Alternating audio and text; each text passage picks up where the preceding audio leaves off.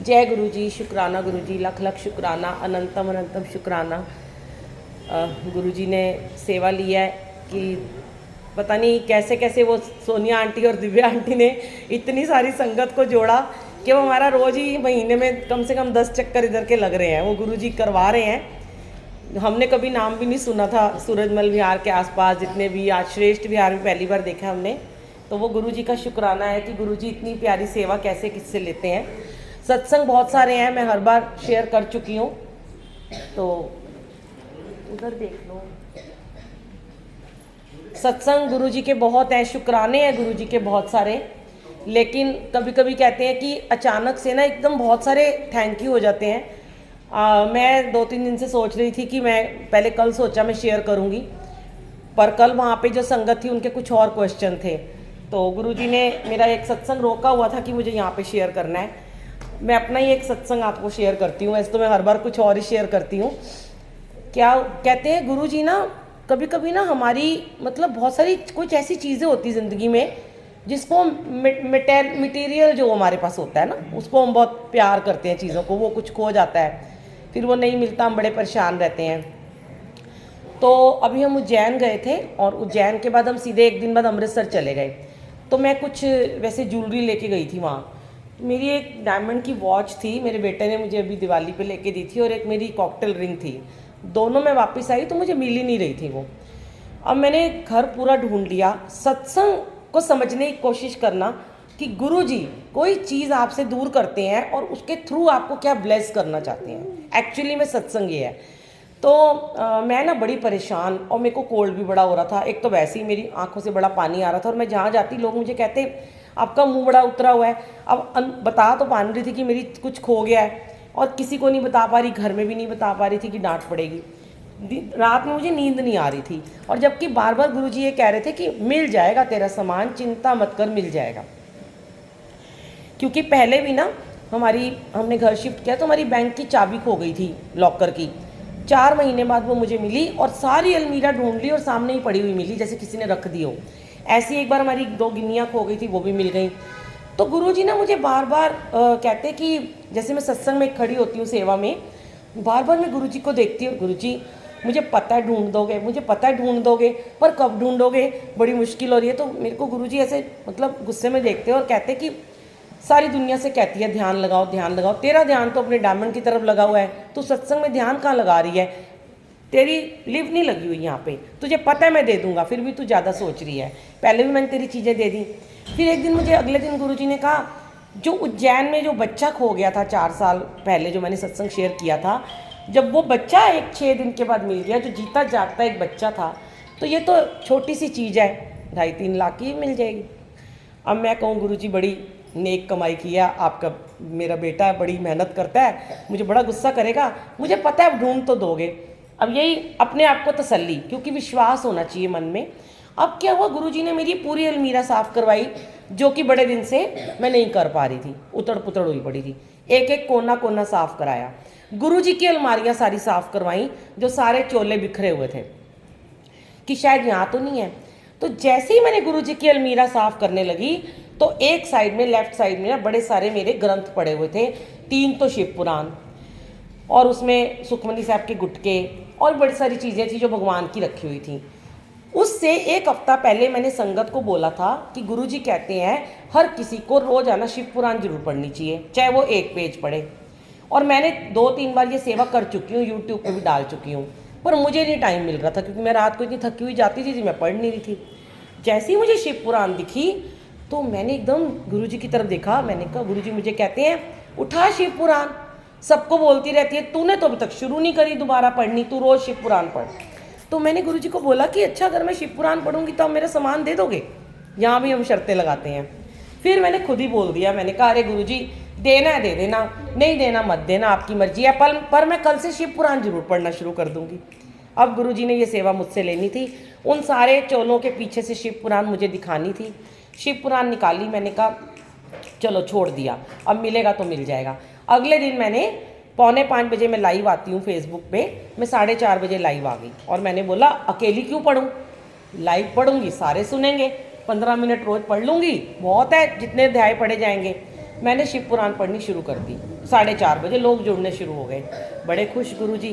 फिर मैंने एक बार भी नहीं बोला कि अब मैं शिव पुराण पढ़ रही हूँ, अब मुझे दे देना, क्योंकि जब हम कोई भी सेवा करते हैं, जब हम कोई भी भाव अपने गुरु को देते हैं, हमें उसके बदले में ना कुछ मांगना नहीं होता, वो खुद जानी जान है, वो खुद ही दे देते हैं हमें क्या चाहिए। अब इसको मैंने उनको छोड़ दिया। फिर कह देते हैं कि हम छोड़ तो देते हैं, मनुष्य है ना, ह्यूमन बीइंग है, पर यहाँ एक चलता ही रहता है कि वो नहीं मिला। फिर थोड़ी थोड़ी देर बाद फिर अलमारी का एक कोना खोलती, फिर उसी ड्रॉर को देखती, मैं कि गई तो गई कहाँ, एक एक कोना, ये 2 ही ड्रॉर हैं जहाँ मैं रखती हूँ, कोई लॉकर नहीं है, बाकी सामान लॉकर में रखा है। अब एक दिन मैं 2 दिन परसों की बात है, मैं शाम को सत्संग से घर आई और अकेली थी घर में और कोई नहीं था कमरे में। गुरुजी के कमरे में गई, दरवाज़ा बंद किया मैंने। अभी आपको सबको पता है, हमारा एक गुरुजी ने एक भजन में मुझे लिया छठ टेंशन, जो कि पुनीत मल्होत्रा जी, अनिल जी ने गाया है। उसमें मैं सो रही होती हूँ, वो गाने का आप भजन का शुरुआत में यूट्यूब पे देखना कि मैं सो रही हूँ और मुझे ड्रीम आता है और उसमें मुझे गुरुजी आते हैं और वो मुझे कहते हैं कि तू बड़ी टेंशन लैंदी है, मैनू पता है तू बड़ी टेंशन लैंदी है, हुण मैं तेरे नाल हाँ, तू छट टेंशन। तो मैं उठती हूँ और फिर मुझे एक मैसेज आता है सत्संग का, तो मुझे दिखाया गया है कि मैं गाड़ी से उतर के सत्संग में आई और वहाँ डांस कर रहे हैं। मैं अंदर आई और मैंने गुरुजी को ना ऐसे ही देखा, पता नहीं मुझे क्या हुआ, मैंने गुरुजी को देखते ही ना बड़े मुंह बना बना के बोला। मतलब मैं अभी गुरुजी के सामने ही आपको बताती हूँ कि मैंने इनको क्या बोला। मैंने कहा मैं सबके सामने शेयर जरूर करूँगी। कह रहे कर लियो। मैंने कहा हाँ, बड़े बनते हो अपने आप को, मेरे को गाने में लेके आ गए, सपने में आ गए, दुनिया को दिखा दिया यूट्यूब पे, ड्रीम आ गया जी, गुरुजी आ गए, तू बड़ी टेंशन लैंदी है, छट टेंशन, हुन मैं छट दी टेंशन, हुन भी मेरी घड़ी नहीं मिलती पई है, और बड़े आए हो मुझे हर वक्त दिखाते रहते हो, दुनिया को कह रहे हो मैं इसकी टेंशन ले ली, अब मेरा सामान ढूंढ के दिखाओ तो मैं मानूँ ना, छट टेंशन करते रहते हो। मैं रोज़ ये गाना गाती हूँ, डांस करती हूँ, पर मेरी टेंशन तो हट नहीं रही है, और ये अपना एज़ यूजुअल मुस्कुरा रहे हैं।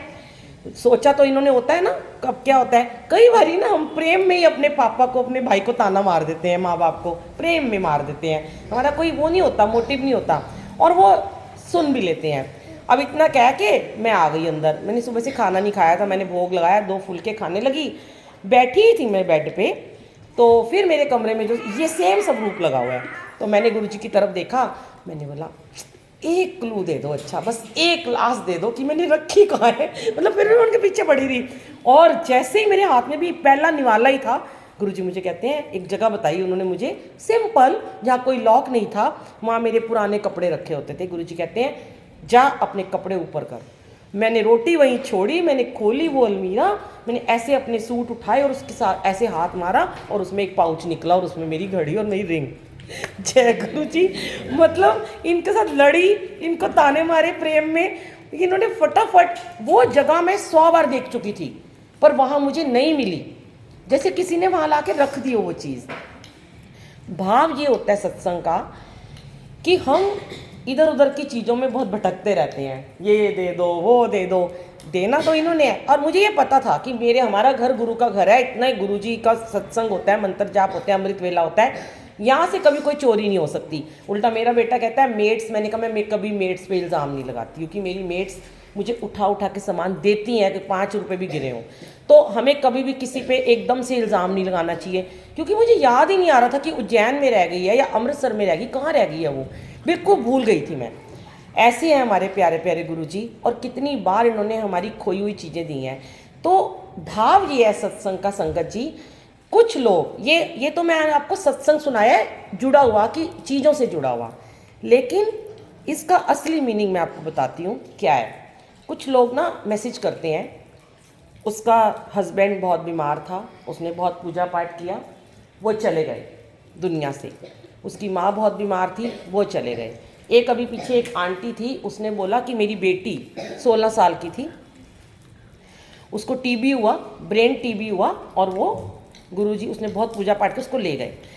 वो बहुत परेशान थी, मैंने उन्हें बहुत समझाया कि देखो जीवन मृत्यु जो है वो भगवान के हाथ में होता है, छीनना लेना ये कोई भगवान चाहते नहीं है हमें बच्चा देके हमसे बच्चे को छीन लें, लेकिन उसकी ज़िंदगी इतनी लिखी हुई है, उसके कर्म इतने ही लिखे थे, उसकी सेवा इतनी हमारे साथ थी, तो उन्होंने ले लिया।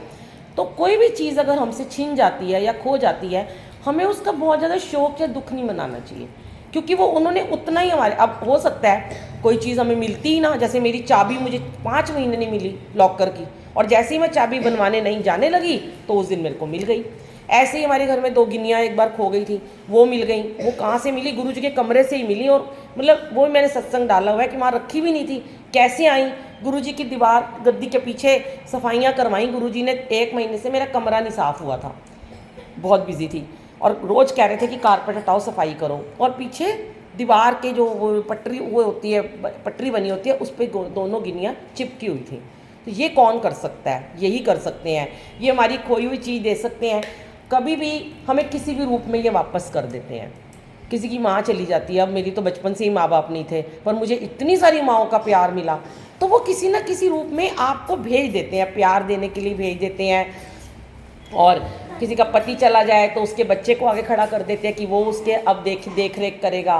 किसी का बच्चा चला जाए तो उसको दोबारा बेबी हो जाता है। तो ये चीज़ें हैं कि हमें शिकायतें नहीं करनी चाहिए। जैसे मुझे गुरुजी ने सत्संग में बोला कि हर वक्त मुझसे मांग मत, तेरा ध्यान नहीं है, क्योंकि जब हम शिकायतों में लग जाते हैं ना संगत जी, तो हमारा ध्यान हटता है। इसका ये मतलब है, अब आप सत्संग में बैठे हो, बहुत सारे लोग हैं जिनका ध्यान लगा है, और बहुत सारे ऐसे होते हैं जो मन में शिकायतें लेके बैठे होते हैं, मेरा ये काम नहीं हुआ, मेरे को ये नहीं दिया, मेरा वो अधूरा रह गया।